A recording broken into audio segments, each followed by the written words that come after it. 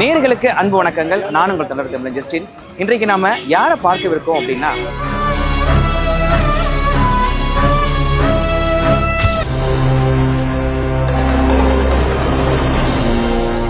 சிதம்பரம் சட்டமன்ற தொகுதியினுடைய வேட்பாளர் தமீம் அன்சாரி அவர்களை தான் சந்திக்கவிருக்கிறோம். நானும் ஒரு சோழன் தானே, நானும் சோழ பரம்பரையில் வந்தவன் தானே. எல்லாருக்கும் தொகுதியை கொடுக்குறத பல்வேறு உரையாடல்கள் இருக்குது. இங்கே ஒரு அமைச்சரை கேட்டு வாங்கி அன்சாரி தான் எனக்கு வேணுங்கிறாரு அப்படின்னு சொல்லி சொன்னாங்க. எங்களுக்கு பெரிய ஆச்சரியமாக இருந்தது. கடைசி என்னவங்களுக்கு அந்த பிரசவ வழியில் துடிச்சிக்கிட்டு அந்த காரில் பார்த்து உடனே வந்துட்டாங்க. சொன்ன உடனே நிமிடத்தில் உடனே கூட்டத்தை அப்புறப்படுத்தி அதை அனுப்பி வச்சோம். இதை போய் அந்த பிள்ளைங்க வந்து அவங்க பெற்றோர்கள் சொல்லியிருக்காங்க. அப்படி ஒரு கிள்ளைங்கிற பகுதியிலேருந்து ஒருத்தவங்க ஃபோன் பண்ணுறாங்க. இது மாதிரியா எங்கள் பையனை பார்த்தீங்கன்னா ரொம்ப உற்சாகமாக வந்து என்கிட்ட பேசினா, உங்களுக்கு தாங்க உங்கள் ஓட்டுனா, நம்ம நீங்கள் ஓட்டு யாருக்கு வேணாலும் போடுங்க, எனக்கு போட்டால் மகிழ்ச்சி, இதுக்காக நம்ம பேசலாமா இருந்தோம். திடீர்னு ஒரு ஆள் வந்தாருங்க, ஜீப்பை மறைச்சிட்டு மைக்கை கொடுங்கன்றார். என்னமோ ஏதோ பேசி ஏதோ பிரச்சனையை கிளப்பி விடுவாங்க அப்படின்னு சொல்லி பயந்து போயிருந்தேன். 10 கோடி கொடுத்தாலும் கிடைக்காத அனுபவம் இல்லைங்க, 100 கோடி கொடுத்தாலும் கிடைக்காத அனுபவம். சார் வாழ்த்துக்கள் சார். மிக்க நன்றி. நல்லா இருக்கீங்களா சார்? நலமாக இருக்கிறோம். ஆனால் நலமாக இருக்குன்னு சொல்கிறோம். காலையில் எங்களுக்கெல்லாம் ஒரு 6:30 மணிலேருந்து பணிகள் ஆரம்பிச்சிடுது. கண்டிப்பாக இரவு எங்களுடைய ஃபீல்டுக்கு போய் மக்களை சந்தித்து ஜீப்லேயே குறைந்தபட்சம் 10 மணி நேரம் ஒரே இடத்துல நிற்க வேண்டியதாக இருக்குது. 11 மணி தான் திரும்புகிறோம். உடல் வலியாக இருக்குது. கூடுதலாக தொகுதியை தாண்டி இதர கட்சி பணிகள், மற்ற தொகுதிகள் என்ன நடக்குங்கிறதெல்லாம் பார்க்கணும். அதனால் உறக்கமின்மையினால் இருக்கிறோம். அதே சமயத்தில் உங்களை போன்றவர்களை பார்க்கும்போது, மக்களை போன்றவர்களை பார்க்கும்போது ஒரு எனர்ஜி கிடைக்கிது. அந்த அடிப்படையில் நாங்கள் நல்லா இருக்குன்னு சொல்கிறோம். கண்டிப்பாக சார், சிறப்பு. ஏன்னா நம்ம எல்லாருமே இப்போ ஆரம்பத்தில் நீங்களும் ஒரு பத்திரிக்கையாளர் அந்த மாதிரி தான் இருந்திருக்கிறீங்க. அதனால் எங்கள் உணர்வுகள் உங்களுக்கு நல்லா தெரியும். கண்டிப்பாக. ஆனால் உண்மையிலே சார், உங்களுடைய இந்த பதிவுகள் வந்து நிறைய தாக்கங்கள் கொடுக்கறத பார்க்க முடியுது. சமூக வலைதளங்களில் உங்களுடைய ஆக்டிவிட்டீஸ்லாம் நீங்கள் பதிவு செய்கிறது, பேர் சூட்டுறதெல்லாம் வந்து நல்ல ஒரு பேர் சூட்டியிருந்தீங்க. ஆமாம், ஒரு குழந்தைய தூக்கிட்டு வந்துட்டாங்க. ஆமாம். அப்போது அந்த குழந்தைய பார்த்த உடனே ஆண் குழந்தையா பெண் குழந்தைன்னு கேட்டேன். பெண்ணுங்க வந்து தமிழரசின்னு பேர் வச்சேன். அதே மாதிரியாக அது சந்தோஷப்பட்டாங்க. அந்த பேர் வார்த்தைகள் தூய தமிழில் இருக்குன்னு சொல்லிட்டு. அது இல்லாமல் பேர் சுட்டப்பட்ட குழந்தைகளை கையில் கொடுத்து ஒரு வாழ்த்து வாங்குறாங்க. எனக்கு ரொம்ப ஆச்சரியமாக இருந்தது. அது சென்டிமெண்ட். மற்ற வேட்பாளர்களும் தொகுதியில் போகிறாங்க, ஆனால் அவர்கள்ட்டெல்லாம் இப்படி மக்கள் அணுகுனது மாதிரியாக தெரியல. நம்மிடம் வந்து இப்படி ஒரு உணர்வுபூர்வமாக ஒரு குடும்ப ரீதியாக அணுகிறது வந்து ஒரு மனநிறைவை தருது இல்லையா? மக்கள் எப்படி சார் ஆதரவு எப்படி இருக்குது உங்களுக்கு? இது உங்களுக்கு புது தொகுதி தானே? அதாவது இது வந்து எங்களுடைய காவிரி டெல்டாவுடைய வடக்கு பகுதி. ஆமாம். காவிரி ஆற்றுடைய கிளைக்கட ஆறுகளெல்லாம் வந்து இந்த பகுதியில் தான் நிறைவடையுது. அதனால் ஏற்கனவே பரிச்சயப்பட்ட ஒரு தொகுதி தான், அதிகமாக பணியாற்றிய தொகுதி தான். எங்களுடைய மனிதநேய ஜனநாயக கட்சியும் வலிமையாக இருக்கக்கூடிய பகுதியில் இது ஒன்று தான். ஆனால் நாம் வந்து இந்த தொகுதியை தந்த உடனே முதல்ல யோசித்தோம். அதன் பிறகு களத்துக்கு வந்தவுடன் இங்கே இருக்கக்கூடிய மக்கள் வந்து நம்மளை கொண்டாட ஆரம்பிச்சிட்டாங்க. ஒன்று இதே டெல்டாக்காரங்கிற ஒரு உணர்வு, அடுத்ததாக இதே அண்ணாமலை பல்கலைக்கழகத்தை தான் நான் கரஸில் வந்து பிஜி அரசியல் முதுநிலையை முடித்தேன். அது மட்டும் இல்லாமல் ஏற்கனவே இந்த பகுதிகளில் நிறைய திருமண நிகழ்வுகள், துயர நிகழ்வுகள் இவற்றெல்லாம் பங்கெடுத்துருக்கிறோம். அதனால் அறிமுகம். அது இல்லாமல் உங்களை போன்ற ஊடக நண்பர்களோடு அதிகமான விவாதங்களை நம்ம நடத்தி அந்த காணொளிகள் மூலமாக ஏற்பட்ட பரிச்சயம் வந்து மக்களுக்கு வந்து ஒரு ஈர்ப்பு ஏற்படுத்திடுச்சு.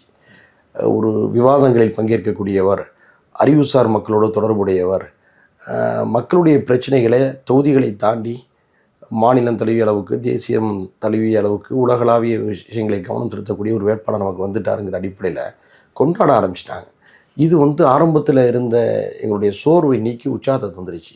செல்லுகின்ற இடமெல்லாம் மக்கள் வந்து நேத்தான் ஒரு யூடியூப் பார்த்தோம், நேத்தான் ஒரு பேட்டி பார்த்தோம், ரொம்ப நல்லா இருந்தது. அதாவது நம்ம பிரச்சாரத்தை ஆரம்பித்து எனக்கு ஓட்டு போடுங்கன்னு சொல்கிறதுக்கு முன்பாக அவர்கள்ட்டேருந்து வரக்கூடிய அந்த ஃபீட்பேக் வந்து எங்களுக்கு ரொம்ப உற்சாகத்தை தந்திருக்கு. எளிய மக்களோடு உட்கார்ந்து திண்ணை பிரச்சாரம் செஞ்சோம். அது ரொம்ப முக்கியமானது. ஆரம்ப நிலையில் இவையெல்லாம் வந்து இவர் நமக்கான ஒரு வேட்பாளர், நமக்கான ஒரு தலைவர், எளிதில் அணுக முடிகிற ஒரு நம்பிக்கை ஏற்படுத்தி அதே வந்து பெரிய பூம் ஆயிடுச்சு. சேர, சோழ, பாண்டிய, பல்லவ மன்னர்கள் ஆட்சி செய்த இந்த பூமி சிதம்பரம், தமீம் அன்சாரி ஆட்சி செய்ய ஆசைப்படுறதுக்கு என்ன காரணம்? நான் ஆட்சி செய்ய ஆசைப்படலை, சேவை செய்ய ஆசைப்பட்றேன். நானும் ஒரு சோழன் தானே, நானும் சோழ பரம்பரையில் வந்தவன் தானே. அதனால் இதுவும் சோழ பூமி. சோழ பூமியிலே நானும் ஒரு சோழருடைய ஒரு வாரிசாக நிற்கிறேன். மக்களுக்கு சேவை செய்ய வர்றேன். நல்ல ஆட்சி அமையணும் முதல்வர் தலைமையில். தமிழர்களையும் தமிழ்நாட்டு மக்களையும் பாதுகாக்க வேண்டும் என்று சுயமரியாதை உணர்வோடு இராணுவ வீரரை போல செயல்படக்கூடிய ஒரு முதல்வருடைய ஆட்சி அமையணும். அதில் நம்முடைய பங்களிப்பு இருக்கணுங்கிற அடிப்படையில் எங்களுடைய கட்சியும் நானும் உழைத்து கொண்டு இருக்கிறோம். தோழமை கட்சியினர் நல்லா சப்போர்ட் பண்ணுறாங்க. தொண்டு இயக்கங்கள், சேவை அமைப்புகள், தன்னார்வ அமைப்புகள்லாம் இவர் நமக்கான ஒரு அன்சாரி, அன்சாரி காவேரிக்காக போராடி இருக்காரு, அன்சாரி நீட் எதிர்ப்புக்காக போராடி இருக்காரு, அதிகமான விவாதங்களில் பங்கெடுத்திருக்கிறாரு, தமிழ் இனம் சார்ந்த உணர்வாளராக இருக்கிறாரு, சுற்றுச்சூழல் ஆர்வலராக இருக்கிறாரு. இப்படிப்பட்ட காரணங்களால் அவர்களுடைய ஆதரவு கிடைச்சிச்சு. இவங்க யாருமே எந்த கட்சியும் சாராதவர்கள், எந்த கட்சியும் சார்ந்து பணியாற்றாதவர்கள்.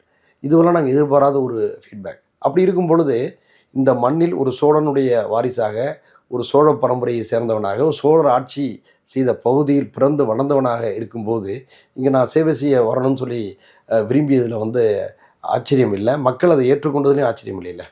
இதில் என்ன சிறப்புன்னா, நீங்கள் சொன்ன மாதிரியாக தமிழ்நாட்டை ஆண்ட சேர, சோழ, பாண்டிய, பல்லவர்கள் 4 பேருடைய தாக்கமும் உள்ள ஒரு பகுதி இது. அதாவது தமிழர்கள் ஆட்சி செய்த பகுதி. ஒரு தமிழனாக இங்கிருந்து பணியாற்றுவதில் நான் மகிழ்ச்சி அடைகிறேன். இங்க இருக்கக்கூடிய மக்களுடைய பிரதான பிரச்சனை என்னன்னு நீங்க நினைக்கிறீங்க? சொன்னால் அந்த அண்ணாமலை பல்கலைக்கழகத்துடைய ஊழியர்கள் பிரச்சனை ஒன்று இருக்குது. அதை நான் முதல்வருடைய கவனத்துக்கு கொண்டு போகிறோன்னு சொல்லியிருக்கிறேன். அடுத்ததாக காவிரியுடைய கிளை ஆறுகள் கொள்ளிடம்லாம் இங்கே பாயிறதுனால எங்கெங்கேருந்தோ வரக்கூடிய முதலைகள், ஆற்றவர்கள் முதலைகள்னால உயிருக்கு ஆபத்து இருக்குது. அதனால் இங்கே முதலைகளை பிடித்து அதை பாதுகாப்பாக பராமரிப்பதற்காக ஒரு முதலை பண்ணை அமைக்கப்படுங்கிற வாக்குறுதியை நான் கொடுத்துருக்கேன். கூடுதலாக பரங்கிப்பேட்டை பகுதியில் மலர் சாகுபடிகள் அதிகம், மலர் விவசாயிகள் அதிகமாக இருக்கிறதுனால அந்த தொழிலை மேம்படுத்துவதற்காக ஒரு வாசனை திரவியம் தொழிற்சாலை கொண்டு வருவேங்கிறத நான் சொல்லியிருக்கிறேன். அது மட்டுமல்லாமல் ஒரு சட்டக்கல்லூரி ஏற்கனவே செயல்பட்டு இங்கே நிறுத்தப்பட்டிருக்கு, மீண்டும் இயங்க வைக்கிறதுக்கு முயற்சி செய்யுங்கன்னு சொல்லியிருக்கிறாங்க. கண்டிப்பாக நான் சம்மந்தமாக சபையிலையும் பேசுகிறேன், முதல்வர்கிட்டையும் பேசுகிறேன்னு சொல்லியிருக்கிறேன். இது அல்லாமல் மருத்துவமனைகளுடைய தரம் உயர்த்தல் சம்மந்தமாகவும் பேசியிருக்கிறாங்க. கண்டிப்பாக நம்ம செய்வோம்னு சொல்லியிருக்கிறேன். இப்போதைக்கு இந்த பிரச்சனைகளை என்னுடைய கவனத்துக்கு கொண்டு வந்திருக்கு. இந்த நரிக்குறவர்கள், இருளர் சமூகங்கள்லாம் இங்கே அதிகமாக இருக்கிறாங்க. அவங்களுடைய அடிப்படை பிரச்சனை வீட்டுமனை பிரச்சனை. கண்டிப்பாக நான் செய்து தரேன், பரிசீலிக்கிறேன்னு நான் சொல்லியிருக்கிறேன். இதை தாண்டி சொன்னால் பொய் சொல்கிறேன்னு அர்த்தம். இது யதார்த்தம். இதை சிதம்பரத்தை நான் சிங்கப்பூராக மாற்றுவேன், சிதம்பரத்தை நான் லண்டனாக மாற்றித்தர முயற்சி செய்வேன்னு சொன்னால் பில்டப் கொடுக்குறேன்னு அர்த்தம். ஒரு பொய்யை சொல்லி யதார்த்தங்களுக்கு அப்பாற்பட்டதை மக்களை நம்ப வச்சு ஒரு வாக்கு சேகரிக்கணுங்கிறது 4ஆம் தர அரசியல். அந்த அரசியலை நான் செய்ய விரும்பலை. அதே போல் மக்கள்கிட்ட இன்னொன்று நான் சொல்கிறேன். ஒரு சட்டமன்ற உறுப்பினர், ஒரு நாடாளுமன்ற உறுப்பினருடைய பணிகள் என்பது மக்கள் பிரச்சனைகளை கவனம் எடுத்து தீர்த்து வைத்தல். இரண்டாவதாக, தீர்க்க முடியாத பிரச்சனைகளை முதலமைச்சர், அமைச்சர்கள், மாவட்ட ஆட்சியர் மூலமாக கொண்டு சென்று தீர்வு காண நடவடிக்கை எடுத்தல். பிரதான பிரச்சனைகளை அவைகளில் பேசுதல். அதையும் கடந்து தொகுதிக்கு அப்பாற்பட்ட நாடு சார்ந்த பிரச்சனைகளில் கவனம் எடுத்து அரசுடைய கவனத்துக்கு கொண்டு செல்வது மட்டுமல்லாமல், போராட்டங்கள் நடத்துவது மட்டுமல்லாமல், சட்டசபையில் கவன ஈர்ப்பு தீர்மானங்களாக கொண்டு வருவது, கேள்விகளாக கொண்டு வருவது, மானிய கோரிக்கை விவாதங்களில் பேசுவது, இவையெல்லாம் தான் சட்டமன்ற உறுப்பினர்கள், நாடாளுமன்ற உறுப்பினர்களுடைய பணிகள். ஆனால் இன்றைக்கெல்லாம் எப்படி ஆக்கி வச்சுருக்காங்கன்னா, பல தொகுதியில், இந்த தொகுதி உட்பட எம்எல்ஏ எப்படிங்க, அவர் சாவு வீட்டுக்கெலாம் வந்துடுவாருங்க, அப்புறம் எல்லா கல்யாண வீட்டுக்கும் வந்துடுவாங்க அப்படிங்கிறாங்க. மக்களை எப்படி மடைமாற்றி வச்சுருக்காங்க பாருங்கள். ஒரு எம்எல்ஏவோட வேலை சாவு வீட்டுக்கும் திருமண வீட்டுக்கும் போகிறது மட்டும்தானா? அதுவும் உண்டு, அவருடைய பணிகளில் அதுவும் உண்டு. தொகுதி மக்களுடைய சுக துக்கங்களில் பங்கேற்பதும் உண்டு. ஆனால் அதையே பிரதானமாக்கி இதர விஷயங்களில் மீது மக்களை கவனம் செலுத்த விடாமல் தந்திரம் பண்ணி வச்சுருக்காங்க. கேட்டால் அவர் வந்தால் கவரில் ஒரு 1000 ரூபா போட்டு தந்துடுவார்.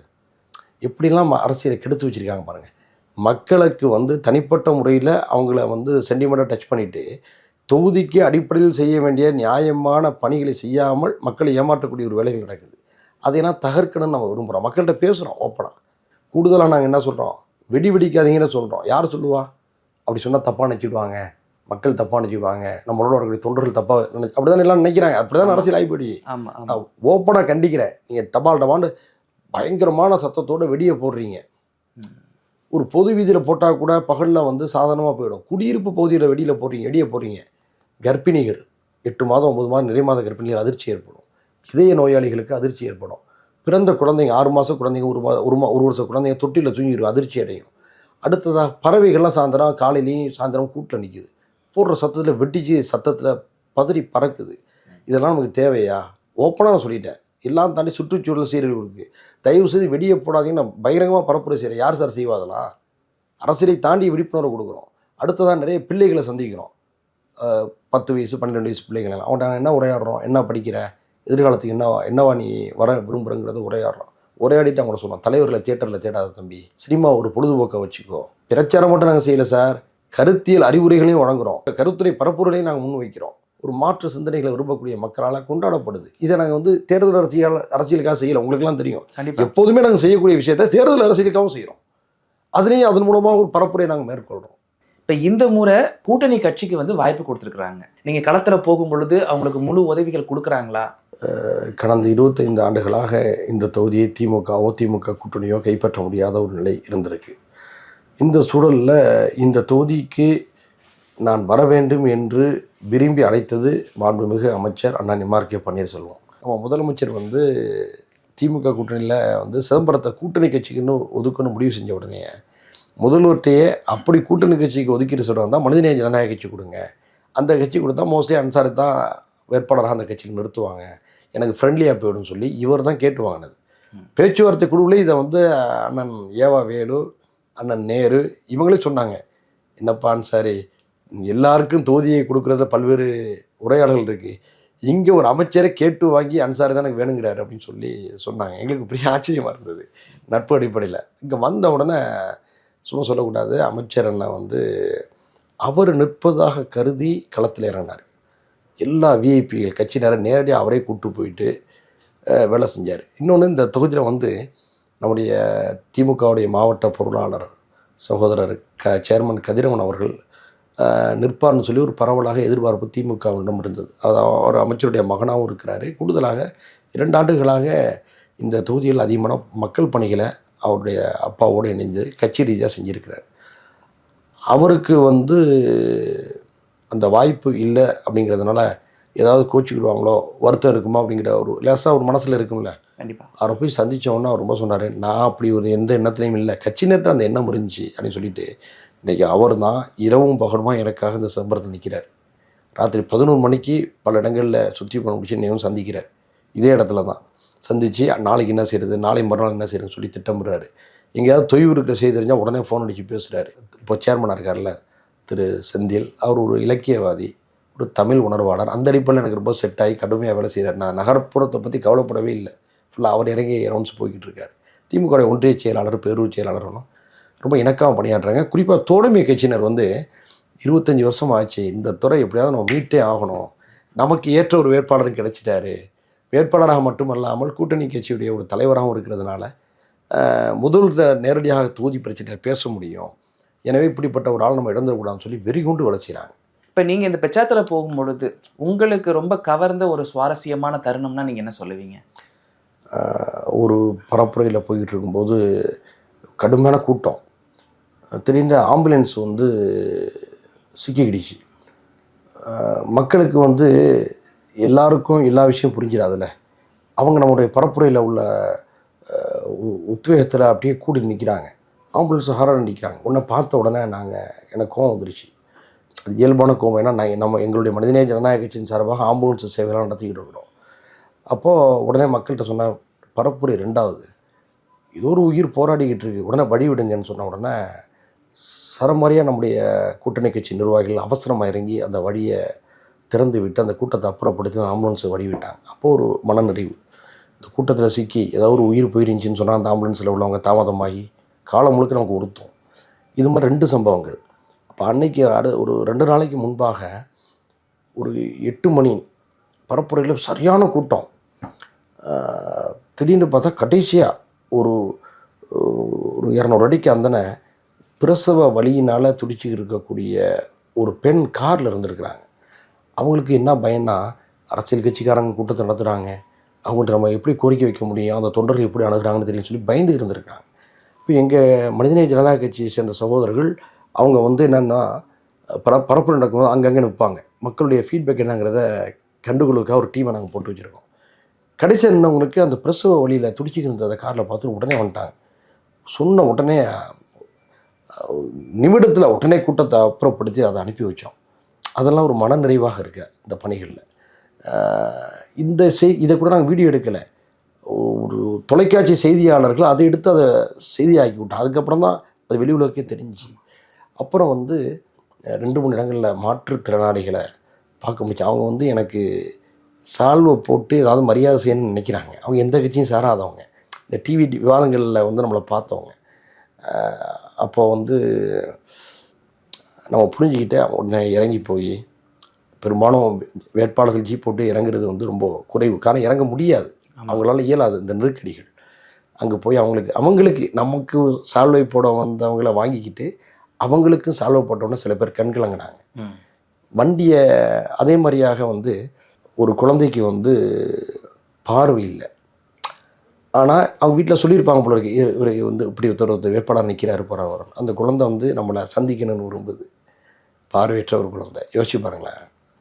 உடனடியாக அந்த ஒரு 6-7 வயசு இருக்கும், கூட்டிகிட்டு வர்றாங்க. என்ன மொழியில் அவங்கள்ட்ட சொல்ல முடியும்? நம்ம சொல்லுங்கள். நம்மளை பார்க்க நினைக்கிறாங்க, அவங்களால பார்க்க முடியல. நம்மளை பற்றி கேள்விப்பட்டிருக்காங்க. அப்போது இனம் புரியாத ஒரு உணர்வு ஏற்படும். அப்போ அந்த குழந்தையில தலையை விட்டு ஒரு சால்வையை போட்டு வந்தோம். இதெல்லாம் ஒரு சென்டிமெண்ட்டாக போணுச்சு. சில தாய்மார்கள் ரொம்ப ஏஜ்டு, அடுத்த தேர்தலுக்கு அவங்க உயிரோடு இருப்பாங்களான்னு நமக்கு தெரியாது, வயோதிகம். அப்போ இந்த தேர்தலில் ஓட்டு போடணும்னு நினச்சிட்டு நமக்கு ஓட்டு போடணும்னு அவங்க நினச்சிருக்கிறாங்க. அது அந்த குடிசை பகுதியில் போடும்போது அங்கே இருக்கக்கூடிய அந்த உள்ளூர் பிரமுகர்கள் சொல்கிறாங்க இப்படி நிற்கிறாங்கன்னு சொல்கிறாங்க. இப்போ அவங்கள கையை பிடிச்சி ஒரு வாழ்த்து முறையாக வாங்கிட்டு போகிறோம். இதெல்லாம் நிறைய சென்டிமெண்டான செய்திகள் நிறைய இது மாதிரி இருக்குது. இந்த குழந்தைகளை கொடுத்து பேர் வைக்க சொல்கிற விஷயங்கள்லாம் வந்து அதான் இருக்குல்ல ஹைலைட்டு சார். எனக்கு நான் எதிர்பார்க்கவே இல்லை சார். நான் அந்த குழந்தைக்கு தாய் மாமனும் இல்லை, எந்த வகை உறவும் இல்லை. அவங்க அந்த குடும்பத்தில் உள்ளவங்களால் அந்த ஊரில் உள்ள விஐபியில் கூட்டு வச்சு கூட செஞ்சுருக்கலாம். ஆனால் நான் பரப்புரைக்கு வருவேன்னு காத்துக்கிருந்து அந்த வேகாத வெயிலையும் நின்றுக்கிட்டு திடீர்னு குழந்தைய கொடுக்குறாங்க. நம்ம எதிர்பார்க்காது, இதெல்லாம் எதிர்பாராது. அப்போ திடீர்னு குழந்தைக்கு பேர் வைக்கிறேங்கிறாங்க. நம்ம இருக்கிற பரபரப்பில் என்ன பேர் வைக்கணுன்னே தெரியாது. திடீர்னு யோசனை வந்துச்சு, என்ன குழந்தைன்னு கேட்டேன். பெண் குழந்தைங்க தமிழ் அரசின் பேர் வைங்கன்னு. அது ஒரு எதிர்பாராத ஒரு தாய் மாமனுக்கு கிடைக்கக்கூடிய ஒரு அந்தஸ்து மாதிரி தானே அதெல்லாம் ஃபீல் பண்ணக்குள்ள. அவங்க யாருன்னே தெரியல, என்ன பின்புலத்தில் உள்ளவங்களும் நமக்கு தெரியாது. அதே மாதிரியாக கொஞ்சம் வளர்ந்த பிள்ளைங்களெல்லாம் நம்மகிட்ட கொடுத்து வாழ்த்து வாங்குறாங்க. பிள்ளை பிறந்த 6 மாதமாச்சு, 3 மாதமாச்சு அப்படிங்க. அது ரொம்ப சென்டிமெண்ட் ஆகுதில்ல, யோசிச்சு பாருங்களேன்.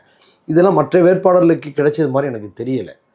அடுத்ததாக வந்து ஒரு இடத்துல காலை நேரத்தில் போய்கிட்டு இருக்கும்போது ஒரு துப்புரவு தொழிலாளி, அவங்க என்ன நினைக்கிறாங்கன்னு சொன்னோம்னா, அவங்களுக்கு நல்ல ஆடைகள் எதுவுமே இல்லாத ஒரு நிலை, அடிநிலை மக்கள் தானே. அவங்க ஏக்கத்தோடு கேட்குறாங்க, ஐயா எங்களை போன்றவங்களுக்கெல்லாம் உதவி செய்யுங்க, எங்களெல்லாம் யார் மதிக்கிறா, நாங்கள்லாம் கூட்டுற ஆட்களாக இருக்கிறாங்க, கூட்டு பெருக்கிற ஆட்களாக இருக்காங்க, உங்களை போனவங்க தானே எங்களுக்கு ஏதாவது செய்யணும், வீட்டு மனைகள் போனது. உடனே அந்த அம்மாவுடைய நம்பரை வாங்கிட்டு என் நம்பரையும் கொடுத்துட்டு அந்த அம்மாவை திருப்திப்படுத்தணுங்கிறதுக்காக. ஏன்னா அவங்க என்ன நினைக்கிறாங்கன்னா, நான் கூட்டுற பெருக்கிற எங்களையெல்லாம் வந்து யார் மதிக்கிறா அப்படிங்கிற மாதிரி நினச்சாங்க. உடனடியாக அந்த அம்மாவுடைய அந்த விளக்க மரம் வாங்கி கொஞ்ச நேரம் கூட்டிகிட்டு, இந்த வேலை என்னம்மா, சுத்தப்படுத்துகிற வேலைம்மா, நீங்கள்லாம் அப்படி சுத்தப்படுத்துகிறவங்க தான் மக்கள் நிம்மதியாக சுகாதாரமாக வாழ்கிறாங்கன்னு சொன்ன உடனே அந்த அம்மாவுக்கு ஒரு பெரிய உற்சாகம். அதே மாதிரியாக ஒரு பெட்ரோல் பங்கில் வந்து காரை நிறுத்தி பெட்ரோல் போடுறதுக்காண்டி நாங்கள் நிற்கிறோம். ஒரு மாற்றுத்திறனாளி இந்த 3 சக்கர வாகனத்தில் உட்காந்துக்கிட்டு இருக்கார். உடனே வந்து ஒரு செல்ஃபி எடுக்கணும்னு சொல்கிறார். உடனே அவர் கூட எடுத்து ஒரு செல்ஃபி எடுக்கிறேன். அப்போ வந்து மாற்றுத்திறனாளிக்கான சில கோரிக்கைகளை செஞ்சு கொடுக்கின்றார். என்னுடைய பர்சனல் செல் நம்பர்கிட்ட கொடுத்து எப்போ வேணால் தொடர்பு கொள்ளணுன்னா அவர் ரொம்ப ஷாக் ஆகிட்டார். சரினா இல்லை பொதுவாக அரசியல் என்ன செய்வாங்க, ஒரு ஃபோட்டோ எடுத்துகிட்டு அது மகிழ்ச்சியோடு போவாங்க. நம்ம பர்சனல் நம்பர் கொடுத்து எப்போ வேணால் தொடர்பு கொள்ளணும் ரொம்ப மகிழ்ச்சி ஆகிட்டார். அதே மாதிரியாக பிள்ளைங்களை நம்ம சந்திக்கிறோம் நிறைய.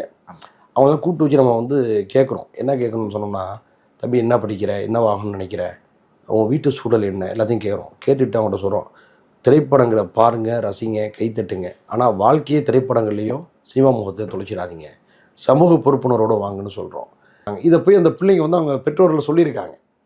அப்படி ஒரு கிள்ளைங்கிற பகுதியிலேருந்து ஒருத்தவங்க ஃபோன் பண்ணுறாங்க, இது மாதிரியா எங்கள் பையனை பார்த்தீங்களா, இவன் ரொம்ப உற்சாகமாக வந்து என்கிட்ட பேசுனா, உங்களுக்கு தாங்க உங்களுக்கு ஓட்டுனா, நம்ம நீ ஓட்டு யாருக்கு வேணாலும் போடுங்க, எனக்கு போட்டால் மகிழ்ச்சி, இதுக்காக நம்ம பேசலாமான்ட்டோம். இப்படி நிறைய நெகிழ்வான சம்பவங்கள் நிறைய இருக்குது.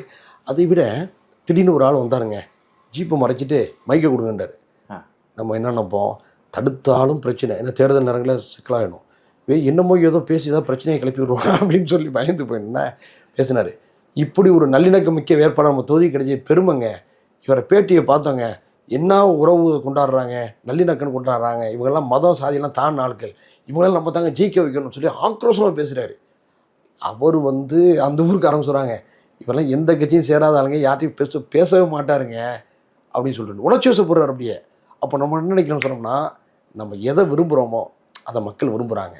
நம்ம இதைத்தான் செய்கிறோங்கிறத மக்கள் புரிஞ்சுக்கிட்டாங்க. அப்படிங்கும்போது சில சமயம் எமோஷனல் ஆகிறோம், கண் கலங்குறோம். இதெல்லாம் நிறைய சம்பவங்கள் நடந்தது. இது நம்ம இப்போ இந்த மக்களை சந்திச்சோம் காலையில் கொஞ்ச நேரம் இருந்தது. நம்ம மக்கள் அங்கே போய் பார்த்தீங்கன்னா கொஞ்சம் கருத்துக்கள் யதார்த்தமாக நம்ம வந்து சொல்லுவாங்க. பேசும் பொழுது உங்களை நன்கு அறிஞ்சு வச்சிருக்கிற மாதிரி அவங்க சொல்கிறாங்க. அந்த பேச்சு ஸ்லாங் இருக்குது பார்த்தீங்களா? ஆமாம். நல்ல பேர் நம்ம அவருங்க தமிம் அன்சாரி அவங்க நிற்கிறாரு, அவர் இருக்காரு. நீங்கள் இருக்கிற இடத்த அவங்க சொல்கிறாங்க அந்த அளவுக்கு. ஆமாம், அந்த இடத்துக்கு இந்த அங்கே தாங்க இருக்கிறாரு. நம்ம என்ன யூனிஃபார்மை போட்டுட்டு இருக்கிறோம் மீடியாவில், அது எதுவுமே இல்லாததுனால ஈஸியாக மக்கள் வந்து அறிஞ்சு வச்சிருக்கிறாங்க. ஸோ நீங்கள் ஒரு தூரமாக பார்க்கல மக்கள். அது பெரிய பலமாக நான் கருதுனேன். அது எனக்கு வந்து ரொம்ப எமோஷனல் ஆகுது. என்னென்னா இவ்வளோ எளிதில் புரிஞ்சுக்கிட்டாங்களே, அப்போ வந்து நம்முடைய பணிகள் நல்லா நம்ம போய் சேருது அப்படிங்கிறது. அடுத்ததாக சொல்ல மறந்துட்டேனே, அந்த மீனவர் பகுதிக்கு நாங்கள் போயிருந்தோம் சார். அப்போது அங்கே முதல் நாள் இரவு சந்திப்பில் வர முடியாத ஒரு சகோதரர் காலையில் வந்துட்டார் திரும்பிட்டு. அவர் சொல்கிறார், சுனாமியில் நீங்கள் பண்ண வேலையெல்லாம் சாதாரண விஷயம் இல்லை. அது இல்லாமல் நாகப்பட்டினத்தில் எம்எல்ஏவாக இருக்கும்போது இலங்கை கடற்படையினால் தாக்கப்படுற மீனவர்கள் அந்த குடும்பங்கள்லாம் பதறும் போதெல்லாம் நீங்கள் இலங்கை தூரத்துக்கு எதிராக நடந்த போராட்டம்லாம் நாங்கள் வந்து டிவிலெலாம் பார்த்துருக்குறோம். எங்கள் மீனவர்களுக்காண்டி இவ்வளவு பெரிய போராட்டம் நீங்கள் நடத்துகிறீங்க. உங்களை வந்து எங்கள் மீனவ சமுதாயத்தில் ஒரு ஆளாகவே நாங்கள் கருதுகிறோம். ரொம்ப சந்தோஷம் ஐயா. எம்ஜிஆருக்கு அப்புறம் எங்கள் சமுதாயத்துக்காக ஒரு நிற்கக்கூடிய ஒரு நபராக நாங்கள் பார்க்குறோன்னு சொல்லும்போது யோசிச்சு பாருங்கள், எம்ஜிஆருடைய உயரம் எங்கே, நம்முடைய உயரம் எங்கே, அவருடைய ஆளுமை எங்கே, நம்முடைய ஆளுமை எங்கே. ஆனால் அவங்களுடைய மனசை பாருங்கள். அப்போது நம்ம அந்த மீனவர்களுக்கு, நான் விவசாயிகளுக்கு அடுத்தபடியாக அதிகமாக பேசுனது சட்டமன்றத்தில் மீனவர்களுக்காக தான். ஒருத்தர் புரிஞ்சு முதல் நாள் அந்த சந்திப்பு வர முடியும்னு சொன்னால் அடுத்த நாள் கிளம்பி வந்து பார்க்குறாருன்னு சொன்னோம்னா, இதெல்லாம் 10 கோடி கொடுத்தாலும் கிடைக்காத அனுபவங்களுங்க. 100 கோடி கிட்ட கொடுத்தாலும் கிடைக்காத அனுபவம். நேற்று திடீர்னு பார்க்குறேன், சொல்ல மறந்துட்டேன். இன்னொரு செய்தி என்னென்னா, நேற்று பரங்கிப்பேட்டை ஒன்றிய பகுதியில் வந்து நான் பிரச்சாரம் செய்கிறேன். திடீர்னு பார்க்குறேன், ஒரு 8-8:30 மணி போல் ஒரு 4-5 பேர் விவசாயிகள் துண்டை போட்டுக்கிறாங்க. யாருன்னு சொன்னால் நம்ம காவிரி போராட்ட குழுவை சேர்ந்த அண்ணன் காவிரி தனபாலன். சொல்லவும் இல்லை, ஒன்றும் செய்யலை. திடீர்னு அதிர்ச்சியை கொடுக்குறாரு. என்னென்ன இங்கே வந்துடுறீங்க? நாகப்பட்டினத்தை சேர்ந்தவர் தான் அவர் சொல்கிறார், எங்களுடைய எல்லா விவசாய போராட்டத்துலேயும் வந்து நின்னீங்க, கூப்பிடாமையும் வந்து நின்னீங்க, நீங்களும் நடத்துனீங்க. இந்த நேரத்தில் உங்களுக்கு, அவர் எந்த கட்சியும் சாராதவங்க, இந்த நேரத்தில் உங்களுக்கு ஆதரவாக வந்து நிற்கிறது எங்கள் விவசாயிகளுடைய கடவுன்னு சொல்லிட்டு மைக்கை பிடிக்கிறாரு. மைக்கை பிடிச்சி நம்ம செஞ்ச பணிகள்லாம் குறிப்பிட்டு ஒரு வார்த்தை சொல்லார். எனக்கு உண்மையிலே சொல்கிறேன், நானும் என் கட்சியினரும் ரொம்ப ரொம்ப எமோஷனல் ஆகிட்டோம். அவர் அங்கே வந்து சொல்லணுங்கிற அவசியமே இல்லை, நாங்கள் அவரை கூப்பிடவும் இல்லை. இதுதான் உண்மை. மைக்கை பிடி சொல்கிறாரு, நாகப்பட்டினத்தில் காவிரி விவசாயிகளுக்காக தமிமுன் அன்சாரி தலைமையில் ஒரு போராட்டத்தை நடத்தினோம். அந்த போராட்டத்தில் நின்று ரயிலை மறிக்கலை, காரைக்கால் நாகூர்லேருந்து வேகமாக வந்து இந்த ரயிலை குறுக்க மறித்த ஒரு மாவீரன் தமிமுன் அன்சாரி. நாங்கள் அந்த போராட்டத்தை அப்படிலாம் செய்வான்னு எதிர்பார்க்கல, ஓடி ரயிலில் மறிச்சோன்னு சொல்லி மைக்கில் பேச உடனே நானே அது மறந்து போன சம்பவம். அவ்வளோ எமோஷனலாக வந்து பேசுகிறாங்கன்னா, அப்போது எந்த அளவுக்கு ஒரு தாக்கத்தை நம்ம விவசாயிகளோட கொடுத்துருக்கோம், கனெக்ட் ஆகிருக்கீங்க. அந்த விவசாயிகள் அவ்வளோ பேரும் வந்து அவரை வளர்ச்சிருக்காங்க. அவருக்காக வந்து ஒரு 4 வார்த்தை பேசணும், நீங்கள் நம்ம காவிரிக்காக நின்றவர், நம்ம விவசாயிகளுக்காக நின்றவர்னு சொல்லுது. அப்போ இதெல்லாம் நாங்கள் வந்து எதிர்பார்த்து செய்யலை, நாங்கள் அடைத்து செய்யலை.